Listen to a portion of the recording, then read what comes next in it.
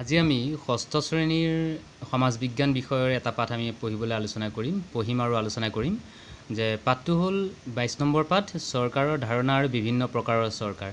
প্ৰথম কথাটো হ'ল কি যে চৰকাৰ কিনো সেই কথাটো আমি জানিব লাগিব যে চৰকাৰ হ'ল যে কোনো এটা অনুষ্ঠান প্ৰতিষ্ঠান বা কোনো এখন দেশ বা ৰাজ্য পৰিচালনা কৰিবৰ কাৰণে যি ব্যৱস্থাপনা কৰা হয় ব্যৱস্থাপনা কৰি দল বা সংগঠনৰ দ্বাৰা ব্যৱস্থাপনাৰ দ্বাৰা এই অনুষ্ঠানটো পৰিচালনা কৰা হয় সেই অনুষ্ঠানটোকে চৰকাৰ বুলি কোৱা হয় বা সেই প্ৰতিষ্ঠানটোকে চৰকাৰ বুলি কোৱা হয়।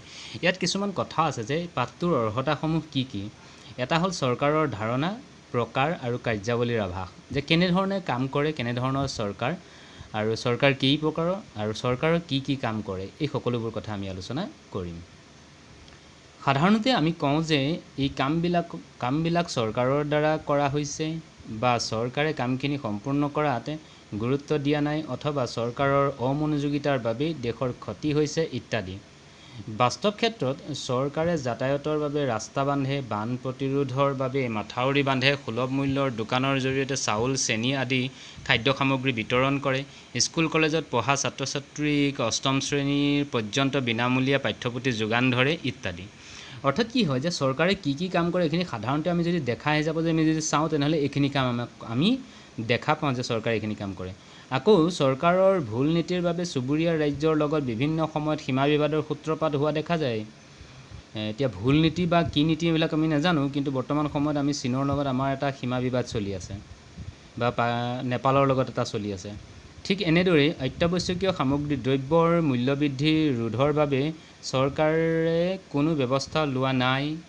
ইয়াৰ প্ৰতিবাদৰ কল্পে ৰাইজে আন্দোলন কৰিছে, নিবনুৱা সমস্যা ভয়াৱহ ৰূপ ধাৰণ কৰিছে, অথচ চৰকাৰে কোনো ধৰণৰ সমাধান সূত্ৰ উলিয়াব পৰা নাই।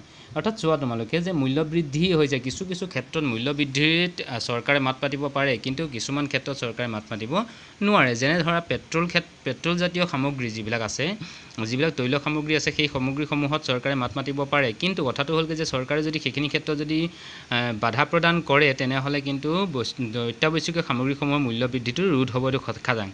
পেট্ৰলৰ দাম যদি বাঢ়ি যায় তেনেহ'লে পৰিবহণ ক্ষেত্ৰত দাম বাঢ়িব, পৰিবহণ ক্ষেত্ৰত দাম বঢ়াৰ লগে লগে বস্তুৰ দাম অট'মেটিকেলি বাঢ়িব। তাৰপিছত কৈছে কি সেইবোৰ সমাধানৰ বাবে কি কৰিছে, মানুহে আন্দোলন কৰিছে। তাৰপিছত নিবনুৱা সমস্যা মানে কি হয়, যিসকলে পঢ়া শুনা কৰি চাকৰি এটা পাম বুলি ভাবিছে সেইসকলে কিন্তু চাকৰি কৰিব পৰা নাই বা চাকৰিৰ ব্যৱস্থা কৰি দিব পৰা নাই চৰকাৰে। ইয়াৰ সমাধান সূত্ৰ চৰকাৰে বিচাৰি উলিয়াব পৰা নাই, এনেধৰণে আমি সমালোচনা কৰোঁ। এনেকৈ কিবা নহয় কিবা অজুহাতত চৰকাৰৰ নাম আমি সাঙুৰি লওঁ মানে একেলগে লৈ লওঁ। আৰু তোমালোকে কেতিয়াবা কাৰোবাক সুধিছানে এই চৰকাৰনো কি, চৰকাৰনো ক'ত থাকে, কি কৰে, কেনেকৈ চলে, এনেধৰণৰ কথাবোৰ যে চৰকাৰ কি বস্তু, ক'ৰ পৰা চলে, চৰকাৰখন থাকে ক'ত, কি কৰে, কেনেকৈ চলে ইত্যাদি কথা। ইয়াত জানি থওঁ আহাত এটা বস্তু লিখা আছে, সেই বস্তুটো হৈছে কি যে চৰকাৰ হৈছে এনে এটা অনুষ্ঠান যিয়ে জনসাধাৰণৰ সৰ্বতো প্ৰকাৰৰ কল্যাণ সাধনৰ অৰ্থে অহৰহ প্ৰচেষ্টা অব্যাহত ৰাখে আৰু জনগণৰ নিৰাপত্তা সুনিশ্চিত কৰাৰ লগতে বহুধা বিভক্ত সমাজৰ ভৱিষ্যত দিক নিৰ্ণয়ৰ অৰ্থেও উপযুক্ত নীতি নিয়ম, বিভিন্ন আঁচনি, আইন কানুন প্ৰণয়ন আৰু ইয়াৰ কাৰ্যকৰী কৰে। যে চৰকাৰে কি চমুকৈ ধুনীয়াকৈ দি থৈছে যে চৰকাৰ এনে এটা অনুষ্ঠান যি কি কৰে মানুহৰ সৰ্বতো প্ৰকাৰৰ কল্যাণৰ সাধনৰ অৰ্থে অহৰহ চেষ্টা কৰি থাকে, জনসাধাৰণৰ নিৰাপত্তা প্ৰদান কৰে, সুনিশ্চিত কৰে যিটো, আৰু বহুধা বিভক্ত শব্দটোৰ অৰ্থ হৈছে কি বহুভাৱে বিভক্ত, যেনে ধৰ্মীয়ভাৱে মানুহ বিভক্ত হৈ থাকে, যেনে কোনোবা হিন্দু হয়, কোনোবা মুছলমান হয়, কোনোবা পাৰ্চী হয়, এনেধৰণৰ বিভিন্ন ভাগ আছে। সেই ভাগবোৰ সাংস্কৃতিকভাৱেও ভাগ আছে। এইবোৰ বহুধা বিভক্ত সমাজখনক কি হয় দিক নিৰ্ণয় কৰে, তাৰমানে কোনফালে যাব লাগে সমাজখন এইবোৰ, আৰু ইয়াৰ বাবে কি কৰে নীতি নিয়ম প্ৰস্তুত কৰে, যিবোৰ আমি আইন বুলি কওঁ, বিভিন্ন আঁচনি প্ৰস্তুত কৰে, আইন কানুন প্ৰণয়ন আৰু ইয়াৰ কাৰ্যকৰী কৰে। এই সকলোবোৰ কাম চৰকাৰে কৰিবলগীয়া হয়। ইয়াত কৈছে যে চৰকাৰ ৰাষ্ট্ৰ ব্যৱস্থাৰ প্ৰধান প্ৰশাসনীয় অনুষ্ঠান, যে ৰাষ্ট্ৰৰ একদম আটাইতকৈ প্ৰধান অনুষ্ঠানটো আমি যদি ক'বলৈ বিচাৰোঁ যে ৰাষ্ট্ৰৰ প্ৰধান অনুষ্ঠান কিনো বুলি প্ৰশ্ন কৰিলে উত্তৰটো হ'ব যে ৰাষ্ট্ৰৰ প্ৰধান প্ৰশাসনীয় অনুষ্ঠানটো হ'ল চৰকাৰ। য'তেই ৰাজ্য বা ৰাষ্ট্ৰ ত'তেই থাকে চৰকাৰ। এতিয়া ক'ত থাকে গম পালোঁ, ৰাজ্য বা ৰাষ্ট্ৰ তাতেই চৰকাৰ থাকে। চৰকাৰ নোহোৱাকৈ ৰাষ্ট্ৰ থাকিব নোৱাৰে। অৰ্থাৎ ৰাষ্ট্ৰৰ কেইবাটাও অংগ আছে, যিকেইটা অংগ নহ'লে ৰাষ্ট্ৰ জীয়াই থাকিব নোৱাৰে। নিৰ্দিষ্ট ভূখণ্ড, নিৰ্দিষ্ট জনসাধাৰণ, সংবিধান, তাৰপিছত চৰকাৰ, তাৰপিছত সাৰ্বভৌমত্ব, এনেকুৱা আৰু এইবিলাক বস্তু থাকিব লাগিব। এইবিলাক বস্তু নহ'লে চৰকাৰ হ'ব নোৱাৰে বা দেশ হ'ব নোৱাৰে বা ৰাষ্ট্ৰ হ'ব নোৱাৰে। চৰকাৰ বিভিন্ন পৰ্যায়ত থাকিব পাৰে। চৰকাৰৰ যিটো পৰ্যায়, সেই পৰ্যায়টো বিভিন্ন ভাগত ভাগ কৰিছে। এটা হৈছে ৰাজ্যিক চৰকাৰ, এটা হৈছে কেন্দ্ৰীয় চৰকাৰ আৰু এটা হৈছে স্থানীয় চৰকাৰ। এতিয়া কথাটো হ'ল কি যেন আমাৰ ভাৰতবৰ্ষত ৰাষ্ট্ৰীয় পৰ্যায়ৰ কেন্দ্ৰীয় চৰকাৰ, ৰাজ্যিক পৰ্যায়ত ৰাজ্য চৰকাৰ আৰু স্থানীয় পৰ্যায়ত স্বায়ত্তশাসিত পৰিষদ, পৌৰসভা, পঞ্চায়ত আদি। অৰ্থাৎ স্থানীয় যিটো চৰকাৰ, সেই চৰকাৰক আকৌ 3টা ভাগত ভাগ কৰি থৈ দিছে দেই। আমি এইটো পিছত পাম লাহে লাহে। ৰাজ্য বা একোটা এলেকা শাসন চলোৱাৰ উন্নয়নৰ বাবে কাম কৰা, ইয়াৰ জনসাধাৰণৰ বহিঃশত্ৰুৰ পৰা ৰক্ষা কৰা, আইন শৃংখলা ৰক্ষা কৰা ইত্যাদি কামবোৰ চৰকাৰে কৰে। চৰকাৰে যিবোৰ কাম কৰে, কোনবোৰ কাম কৰে? যে চৰকাৰে আইন প্ৰণয়ন কৰিব, বহিঃশত্ৰুৰ পৰা জনসাধাৰণক ৰক্ষা কৰিব, উন্নয়নৰ বাবে কাম কৰিব। তাৰপিছত হৈছে কি, ৰাইজক সেই দেশৰ বা সেই ৰাইজক এটা নিৰ্দিষ্ট গতিত আগবঢ়াই লৈ গুচি যাব।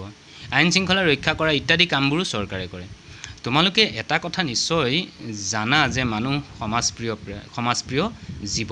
চ' মানুহ কি হয়? মানুহটো সাধাৰণতে হৈছে সমাজপ্ৰিয় জীৱ। সমাজ নহ'লে মানুহ জীয়াই থাকিব নোৱাৰে। অকলশৰে কেতিয়াও মানুহ জীয়াই থাকিব নোৱাৰে। মানুহে সমাজ পাতি থাকিবলৈ ভাল পায়।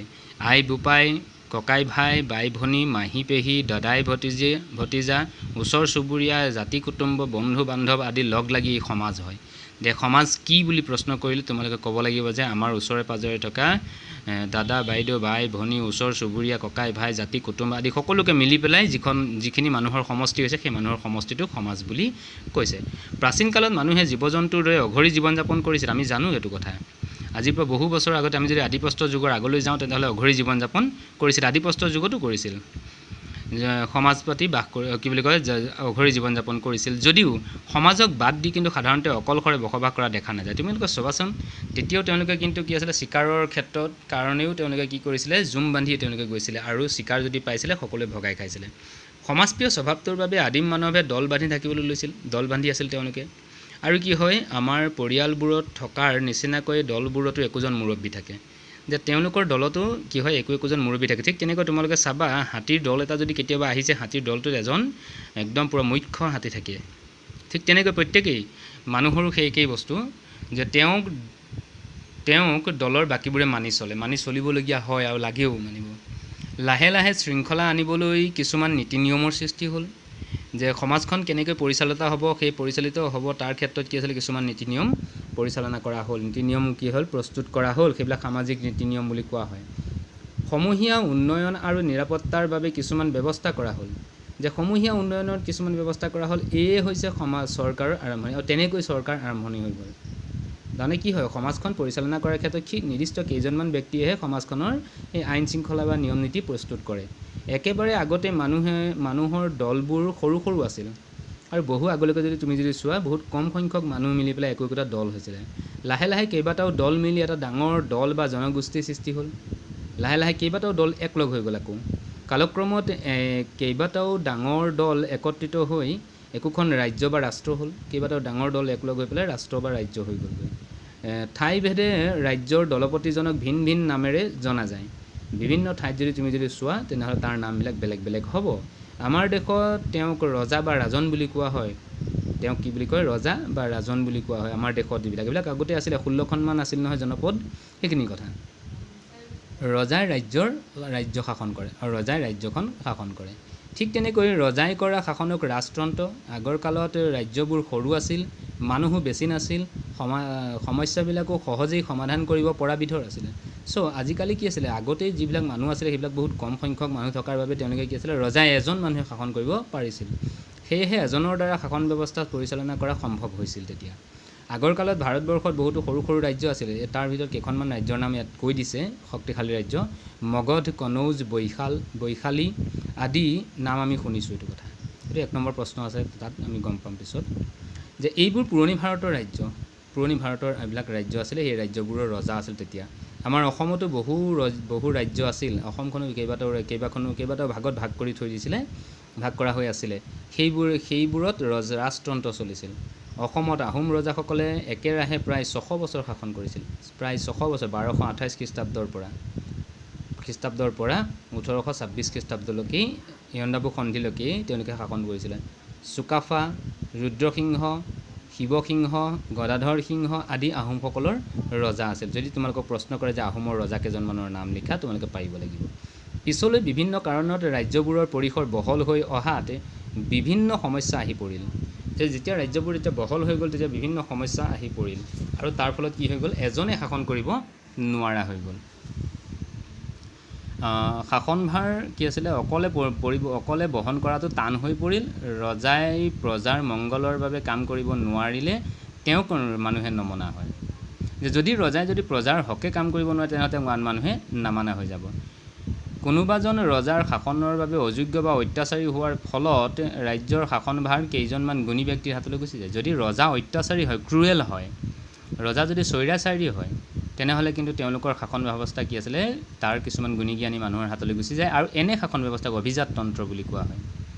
আৰু কালক্ৰমত কি হৈ গ'ল, অভিজাততন্ত্ৰয়ো জনকল্যাণৰ প্ৰতি গুৰুত্ব কমি অহাত, যেতিয়া জনকল্যাণৰ কথা চিন্তা নকৰিলে, তেওঁলোকে নিজৰ কথাই চিন্তা কৰিলে, তেতিয়াই কি হৈ গ'ল, শাসনৰ জনসাধাৰণৰ হাতলৈ আকৌ গুচি আহিলে। জনসাধাৰণে গম পাই গ'ল। তেতিয়া জনসাধাৰণে চলোৱা শাসনক গণতন্ত্ৰ বুলি কোৱা হয়। জনসাধাৰণৰ যিবিলাক চলে গণতন্ত্ৰ, গণ মানে জনসাধাৰণ আৰু তন্ত্ৰ মানে শাসন। আধুনিক যুগত বেছিভাগ ৰাষ্ট্ৰই শাসন ব্যৱস্থা গণতান্ত্ৰিক। এতিয়া বৰ্তমান সময়ত যিমানবোৰ দেশ আছে, বেছিভাগ দেশেই গণতান্ত্ৰিক। সমাজবাদী, সমাজতান্ত্ৰিকো আছে, সাম্যবাদীও আছে, এনেকৈ বহুত আছে। ভাৰতবৰ্ষ, আমেৰিকা যুক্তৰাষ্ট্ৰ, জাৰ্মানী, ছুইজাৰলেণ্ড, ফ্ৰান্স আদি গণতান্ত্ৰিক ৰাষ্ট্ৰ। এইবোৰ হৈছে গণতান্ত্ৰিক ডেম'ক্ৰেটিক কাণ্ট্ৰি বুলি কোৱা হয়। যে পুৰণি পৰম্পৰাৰ প্ৰতি শ্ৰদ্ধাশীল কিছুমান ৰাষ্ট্ৰ, যেনে ইংলেণ্ড, জাপান, ভূটান, থাইলেণ্ড আদিত এতিয়াও ৰজা বা ৰাণী আছে। যদিও তাত এতিয়াও ৰজা বা ৰাণী আছে, যদিও কি আছিলে, সেইবোৰৰ বিশেষ ক্ষমতা একেবাৰে নাই। তেওঁলোক কি আছিলে, নামমাত্ৰ কাৰ্যপালিকা হিচাপে আছে। এনেকুৱা ৰাজতন্ত্ৰক সীমিত ৰাজতন্ত্ৰ বুলি কোৱা হয়। এইবিলাকক সীমিত ৰাজতন্ত্ৰ বুলি কোৱা হয়, য'ত ৰজা বা ৰাণীৰ কোনো কাম নাথাকে। এই ক্ষেত্ৰত এইবোৰ দেশৰ শাসন ব্যৱস্থা গণতান্ত্ৰিক হয়। আৰু কাৰ্যক্ষেত্ৰত কি হয়, ইহঁতৰ গণতান্ত্ৰিক হয়। তেওঁলোকৰ প্ৰধানমন্ত্ৰী থাকে, এওঁলোকৰ বা ৰাষ্ট্ৰপতি থাকে, তেওঁলোকে এইবোৰ পৰিচালনা কৰে। এইখিনিলৈকে পাৰ্ট 1 হিচাপে আমি কি হৈছে সামৰিম। ভিডিঅ'টো দীঘল হৈ যাব ভাবি সকলোৱে শুনিব, আৰু সকলোৱে কিবা প্ৰশ্ন থাকিলে তলত দি দিব, মই সমাধান কৰিবলৈ চেষ্টা এটা কৰিম। ইয়াৰ পিছৰখিনি পাৰ্ট 2 হিচাপে আমি কালিলৈ দিম। সকলোকে মোৰ চেনেলটো ছাবস্ক্ৰাইব কৰি, লাইক কৰি, কমেণ্ট কৰিবৰ বাবে অনুৰোধ জনালোঁ। ধন্যবাদ।